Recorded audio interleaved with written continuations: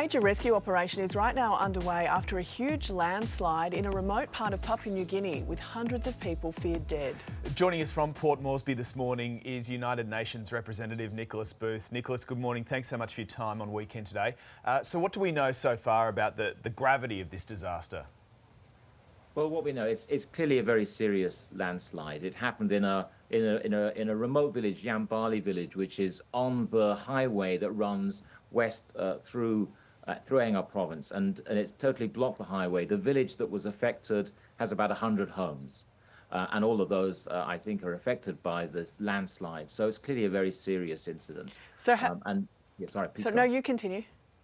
Yeah, I mean, of course, the seriousness of the problem is further exacerbated by the fact that because the landslide has blocked the major highway, that's the major route of access. So that's also going to really complicate the relief efforts. So does that mean that you have much idea at the moment about the scale of what's happened? Well, it's clearly a very serious incident. And early on, the authorities did confirm 3 casualties. We can expect that number to rise. For the moment, we don't know what that number will be, and we shouldn't yet speculate on it, but clearly it's going to be a serious incident. And the emergency response itself, how's it going so far? I dare say, based on what you've just told us, it's very complex. It's extremely complex. So an emergency team was dispatched early yesterday. It includes the provincial health authorities, the government, the police, defence, and the UN. And so that team is out there carrying out an assessment right now.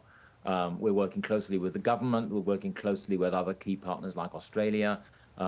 Quite clearly, there are going to be needs for shelter, for food and for water, but the precise assessment about that damage and what those needs are, we don't yet know. So we still haven't heard back from the team that's still out there doing that assessment. As you can imagine, it's really, really difficult circumstances to do an assessment like this, and communications are also very hard. I mean, the pictures we have seen certainly show that. And Nicholas Booth, thank you so much for your time this morning.